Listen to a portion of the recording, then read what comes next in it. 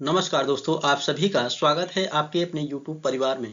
दोस्तों, आज हम एसएसटी प्रीवियस ईयर प्रश्नों को हल करने वाले हैं। दोस्तों, अगर आप चैनल पर नए हैं तो पहले चैनल को सब्सक्राइब कर दें और बेल आइकन को प्रेस कर लें, जिससे कि हमारे आने वाले सभी वीडियो का नोटिफिकेशन आपको मिलता रहे। दोस्तों, आज के लिए पहला प्रश्न है, आंध्र क्षेत्र में वंदे मातरम आंदोलन को निम्नलिखित में से किस नाम से जाना जाता था? दोस्तों, इसका सही ऑप्शन हो जाएगा ऑप्शन बी, स्वदेशी आंदोलन। दोस्तों, यह आंदोलन हुआ था 1905 में। दोस्तों यह वंदे मातरम हमारा राष्ट्रीय गीत है, जो बंकिम चंद्र चटर्जी के आनंद मठ पुस्तक से लिया गया है। दोस्तों वंदे मातरम गीत को सर्वप्रथम 1896 के कांग्रेस के कलकत्ता अधिवेशन में गाया गया था। दोस्तों, अगर हम ऑप्शन ए असहयोग आंदोलन की बात करें तो यह हुआ था 1920 ईस्वी में, जबकि सबने अवज्ञा आंदोलन हुआ था 1930 में और खिलाफत आंदोलन हुआ था 1919 में। याद रखना है दोस्तों। निम्नलिखित में से किस विदुषी ने स्त्री और पुरुष के बीच सामाजिक अंतरों की आलोचना पर आधारित पुस्तक स्त्री पुरुष तुलना का लेखन किया था? दोस्तों, इसका सही ऑप्शन हो जाएगा ऑप्शन सी, ताराबाई शिंदे।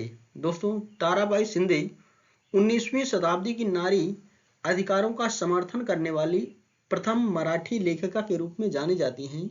उन्होंने न केवल स्त्री पुरुष संबंध पर बल्कि पुरुषों द्वारा स्त्रियों पर थोपी गई कुप्रथाओं पर अपने विचार भी व्यक्त किए हैं। विधवाओं और उनके पुनर्विवाह की समस्याओं पर उनके स्पष्ट और दृढ़ विचारों की पुस्तक स्त्री पुरुष तुलना को इन्होंने 1882 में प्रकाशित किया था। याद रखना है दोस्तों। 19वीं सदी में ईसाई मिशनरियों ने भारत में क्रिश्चियन शिक्षा को क्यों लागू करना चाहा? आपके विकल्प हैं, ए संभ्रांत वर्ग को शिक्षित करने के लिए नहीं, ऑप्शन बी है लोगों के नैतिक चरित्र को सुधारने के लिए, ऑप्शन इसका बी सही हो जाएगा दोस्तों। लोगों के नैतिक चरित्र को सुधारने के लिए ईसाई मिशनरियों ने भारत में क्रिश्चियन शिक्षा को लागू करना चाहा। 19वीं सदी में ब्रिटेन के औद्योगिकरण के साथ निम्नलिखित में से कौन सा परिवर्तन हुआ? आपके विकल्प हैं, ए भारत ब्रिटिश उद्योगों को कच्चे माल की आपूर्ति करने वाला प्रमुख देश बन गया, नहीं, बी है भारत ने ब्रिटिश उद्योगों को सस्ते मजदूर उपलब्ध करवाए, नहीं, ऑप्शन सी है भारत ब्रिटिश औद्योगिक उत्पादों के लिए बड़ा बाजार बन गया। जी हाँ दोस्तों, ऑप्शन इसका सही हो जाएगा सी, भारत ब्रिटिश औद्योगिक उत्पादों के लिए बड़ा बाजार बन गया। ब्रिटिश उत्पादों के बाजार के रूप में भारत का दोस्तों शोषण किया गया था। दोस्तों 1813 के अधिनियम के द्वारा जो है ब्रिटिश को एक तरफा व्यापार की अनुमति दे दी गई, जिसके परिणाम स्वरूप जो है भारतीय बाजार ब्रिटेन से आयातित सस्ती और मशीनों द्वारा निर्मित वस्तुओं से भर गए थे। भू राजस्व के कौन से समझौतों में राजाओं और तालुकदारों को जमींदारों के रूप में मान्यता दी गई? दोस्तों, इसका सही विकल्प हो जाएगा विकल्प सी, अस्थायी बंदोबस्त समझौता। दोस्तों, यह 1793 ईस्वी में लॉर्ड कॉर्नवालिस के द्वारा प्रारंभ किया गया था। दोस्तों 1793 में कंपनी अधिकारियों ने अस्थायी बंदोबस्त को प्रस्तावित किया। इसके अंतर्गत राजाओं और तालुकदारों को जमींदारों के रूप में मान्यता दी गई और उनको किसानों से लगान वसूलने के लिए कहा गया। बेगम हजरत महल ने अंग्रेजों के विरुद्ध विद्रोह भड़काने में निम्नलिखित में से किस नगर से सक्रिय भाग लिया? दोस्तों, बेगम हजरत महल जो है यह लखनऊ के नवाब वाजिद अली शाह की पत्नी है। दोस्तों, इन्होंने लखनऊ से 1857 की क्रांति का नेतृत्व किया था, तो इसका सही ऑप्शन हो जाएगा ऑप्शन बी, लखनऊ। दोस्तों, कानपुर से नाना साहब ने नेतृत्व किया था और फैजाबाद से मौलवी अहमदुल्ला शाह ने, इलाहाबाद से लियाकत अली ने 1857 की क्रांति का नेतृत्व किया था। याद रखना है दोस्तों। निम्नलिखित में से किस अधिनियम यानी एक्ट के अंतर्गत भारतीय प्रशासन को ईस्ट इंडिया कंपनी से ब्रिटिश क्राउन को स्थानांतरित किया गया? दोस्तों, इसका सही ऑप्शन हो जाएगा ऑप्शन बी, 1858 का अधिनियम। दोस्तों, इस अधिनियम ने कंपनी के नियम, नियंत्रण और निर्देशकों को समाप्त कर दिया। इस अधिनियम के द्वारा क्राउन जो है भारत पर प्रत्यक्ष रूप से राज्य सचिव के द्वारा शासन करने लगा। याद रखना है दोस्तों। मध्यकालीन असम में पाइक निम्नलिखित में से क्या थे? आपके विकल्प हैं ए बलात मजदूर। दोस्तों इसका सही ऑप्शन भी हो जाएगा ए बलात मजदूर जो है मध्यकालीन असम में पाइक कहलाते थे। दोस्तों अहोम राज्य जो है बलात मजदूर पर निर्भर था, जो कि असम में था। दोस्तों यह वे लोग जिनसे बलपूर्वक कार्य कराया जाता था पाइक कहलाते थे। प्रत्येक गांव को क्रमवार पाइकों को भेजना पड़ता था। मणिग्राम और नांदेसी निम्नलिखित में से क्या थे? आपके विकल्प हैं ए चोल काल के प्रसिद्ध शहर। ऑप्शन बी है दक्षिण भारत के प्रसिद्ध व्यापार संघ। दोस्तों इसका सही ऑप्शन हो जाएगा ऑप्शन बी दक्षिण भारत के प्रसिद्ध व्यापार संघ थे मणिग्राम और नांदेसी। दोस्तों नांदेसी जो था दक्षिण भारत का व्यापार संघ था। उनके अस्थायी मुखिया का नाम था अन्नापोट्टा रेड्डी। बाद में नांदेसी और मणिग्राम आर्या बोले 500 व्यापार संघ में सम्मिलित हो गए थे। नीचे कुछ स्थानों एवं वर्तमान राज्य के नाम दिए गए हैं जहां अनाज और पालतू पशुओं के प्रमाण या साक्ष्य पाए गए हैं। स्थान का नाम और वर्तमान राज्य। दोस्तों आपको बताना है कि कौन सा राज्य कहाँ स्थित है। दोस्तों चिरांद यह बिहार के सारण जिले में स्थित है और यहाँ से गेहूं की वालियां और पत्थर के औजार पाए गए हैं।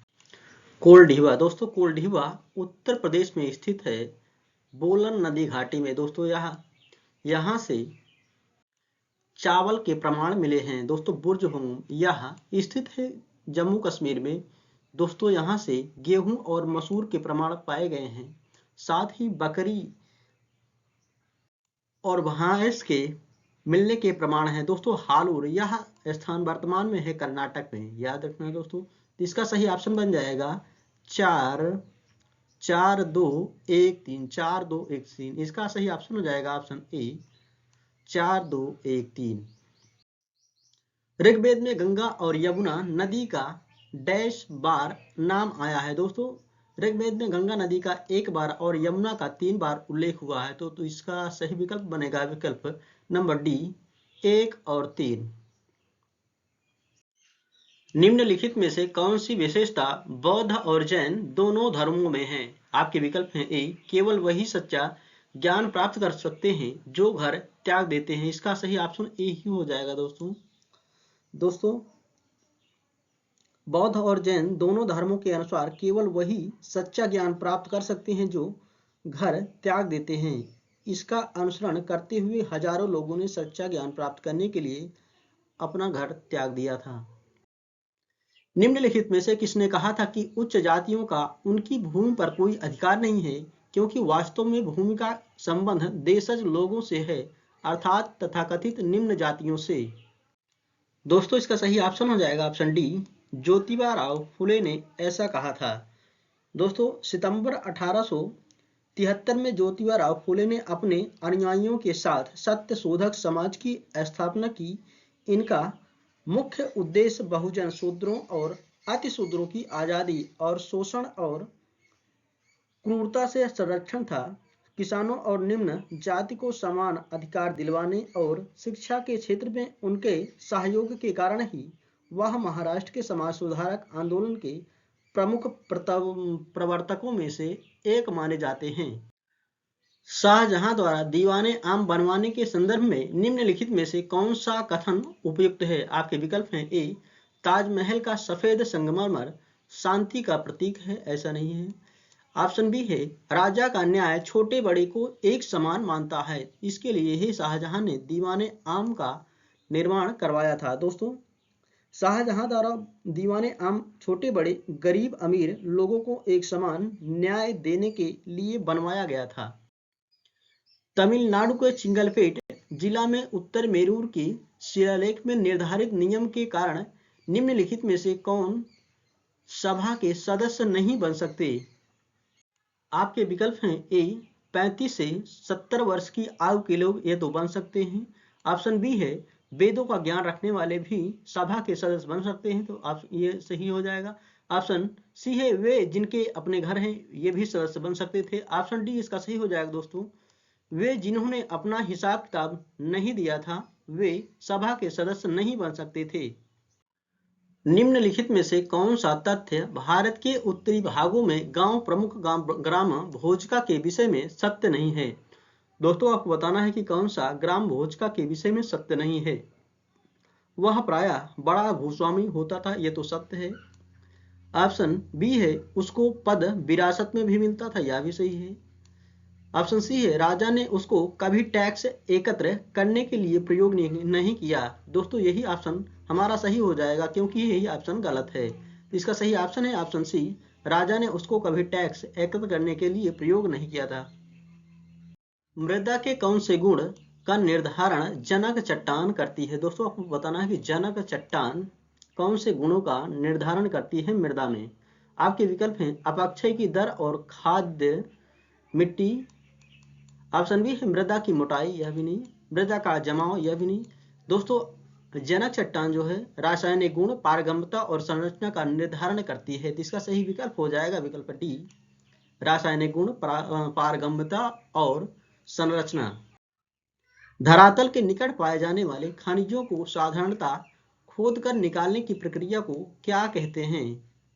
दोस्तों इसका सही विकल्प हो जाएगा विकल्प ए, उत्खनन। दोस्तों धरातल के निकट पाए जाने वाले खनिजों को साधारणतया खोदकर निकालने की प्रक्रिया को उत्खनन कहते हैं। दुनिया की प्राचीनतम चट्टानें निम्न में से कहाँ स्थित हैं?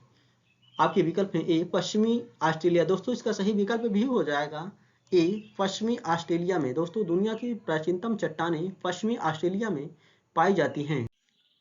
कच्चे माल को अधिक मूल्यवान उत्पाद में बदलने वाली क्रिया को क्या कहा जाता है? दोस्तों इसको कहा जाता है द्वितीयक क्रिया। तो इसका सही ऑप्शन हो जाएगा ऑप्शन बी, द्वितीयक क्रिया। दोस्तों जब प्राथमिक खंड में उत्पादित कच्चे माल में मूल्य को जोड़ा जाता है वह द्वितीयक क्रिया कहलाती है। अर्थात जैसे कि चमड़े के जूते बनाना इत्यादि द्वितीयक क्रिया में सभी प्रकार के निर्माणकारी उद्योग आते हैं। अपैची और क्रो निम्नलिखित में से क्या हैं? आपके विकल्प हैं ए उत्तरी अमेरिका के प्रमुख कबीले हैं अपैची और क्रो। तो इसका सही ऑप्शन हो जाएगा ऑप्शन ए, उत्तरी अमेरिका के कबीले। निम्नलिखित में से कौन सा सनराइज उद्योग का एक उदाहरण है? दोस्तों सूचना प्रौद्योगिकी उद्योग एक प्रकार का सनराइज उद्योग है। तो इसका सही ऑप्शन हो जाएगा ऑप्शन ए, सूचना प्रौद्योगिकी उद्योग। निम्नलिखित में से किस क्षेत्र को विश्व का फलोद्यान कहा जाता है? आपके विकल्प हैं ए दक्षिण अफ्रीका का ऑरेंज क्षेत्र। ऑप्शन बी है भारत की कश्मीर घाटी। ऑप्शन सी है भूमध्य सागरीय क्षेत्र। दोस्तों भूमध्य सागरीय क्षेत्र को ही विश्व का फलोद्यान कहा जाता है। तो इसका सही ऑप्शन हो जाएगा ऑप्शन सी, भूमध्य सागरीय क्षेत्र। दोस्तों इस क्षेत्र में गहन कृषि की जाती है जिसमें अंगूर, जैतून और दालों की खेती की जाती है। निम्नलिखित में से कौन जहाजों के नौकायन में सहायता करते हैं? ऑप्शन ए है उच्च ज्वारीय क्षेत्र। दोस्तों उच्च ज्वारीय क्षेत्र ही जहाजों के नौकायन में सहायता देते हैं। उच्च ज्वार के साथ समय जब पानी का स्तर बढ़ता है बड़े जहाज सुरक्षित रूप से नौकायन करते हैं। जहाज उच्च ज्वारों को पीछे हटाते हुए बंदरगाह को छोड़ते हैं। पृथ्वी पर प्रसारित रेडियो तरंगों को वापस पृथ्वी पर कौन परावर्तित करता है? आपके विकल्प हैं ए बाह्यमंडल, ऑप्शन बी है मध्यमंडल, ऑप्शन सी है समताप मंडल, ऑप्शन डी इसका सही हो जाएगा दोस्तों तापमंडल। दोस्तों तापमंडल वायुमंडल की एक सतह है जहां तापमान ऊंचाई के बढ़ने पर बहुत तेजी से बढ़ता है। आयन मंडल इस सतह का एक भाग है। दोस्तों यह 80 से 400 किलोमीटर क्षेत्र में फैला हुआ है। दोस्तों यही सतह पृथ्वी पर प्रसारित यानी कि प्रेषित रेडियो तरंगों को वापस जो है पृथ्वी पर परावर्तित करती है। पर्यावरण में संतुलन बिगड़ जाता है यदि। आपके विकल्प हैं ए प्रजातियों की सापेक्ष संख्या के साथ छेड़छाड़ न की जाए। दोस्तों छेड़छाड़ न की जाए तो संतुलन बना रहता है। ऑप्शन बी है मानवीय गतिविधियां प्राकृतिक पर्यावरण को संरक्षित करती रहें। दोस्तों संरक्षित करेंगे तो बना रहेगा। ऑप्शन सी है जंगली जानवरों का विवेकहीन स्वीकार किया जाना निषिद्ध हो। ऑप्शन डी है निर्वनीकरण तथा भू अपरदन चलता रहे तो पर्यावरण संतुलन बिगड़ जाता है। तो इसका सही ऑप्शन हो जाएगा ऑप्शन डी, निर्वनीकरण तथा भू अपरदन चलता रहे तब पर्यावरण में संतुलन बिगड़ जाता है। दो शहर एन और एम ग्रीनविच के क्रमशः 15 डिग्री पूर्व तथा 15 डिग्री पश्चिम पर स्थित हैं। इन दो शहरों के समय में कितना अंतर होगा? दोस्तों 0 डिग्री लाइन को ग्रीनविच टाइम कहा जाता है। यहीं से संपूर्ण विश्व का समय निर्धारित होता है। दोस्तों 15 डिग्री पूर्व की तरफ जाने पर 1 घंटे समय प्लस हो जाता है और 15 डिग्री पश्चिम की तरफ जाने पर 1 डिग्री कम हो जाता है। तो इसका सही ऑप्शन हो जाएगा ऑप्शन डी, 2 घंटे। याद रखना है दोस्तों। न्यूनतम वेतन अधिनियम, दोस्तों पहले हम जान लेते हैं कि न्यूनतम वेतन अधिनियम कब आया था। दोस्तों यह आया था 1948 में और इसका लक्ष्य था निश्चित करता है कि वेतन एक निश्चित न्यूनतम से कम नहीं होना चाहिए। दोस्तों इसका सही ऑप्शन हो जाएगा ऑप्शन बी, निश्चित करता है कि वेतन एक निश्चित न्यूनतम से कम नहीं होना चाहिए। संविधान के किस अनुच्छेद के अंतर्गत अस्पृश्यता के कारण किसी अयोग्यता को लागू करना कानून के अनुसार एक दंडनीय अपराध होगा? दोस्तों इसका सही ऑप्शन हो जाएगा ऑप्शन बी, अनुच्छेद 17। निम्नलिखित में से कौन सा विकल्प पोषणीय विकास का सिद्धांत नहीं है? दोस्तों हम पहले जान लेते हैं कि पोषणीय विकास किसको कहा जाता है। दोस्तों पोषणीय विकास वह है जो कि आने वाली पीढ़ियों की योग्यता के समझौते के बिना आज की आवश्यकताओं की पूर्ति करता है, उसको कहा जाता है पोषणीय विकास। दोस्तों इसकी ऑप्शन ए है प्राकृतिक संसाधनों का अधिकतम प्रयोग। दोस्तों इसका सही ऑप्शन भी ए ही हो जाएगा, प्राकृतिक संसाधनों का अधिकतम प्रयोग। दोस्तों पोषणीय विकास के दो परिकल्पनाएं हैं। नंबर 1 आवश्यकताओं की परिकल्पना, नंबर 2 सीमितताओं की परिकल्पना।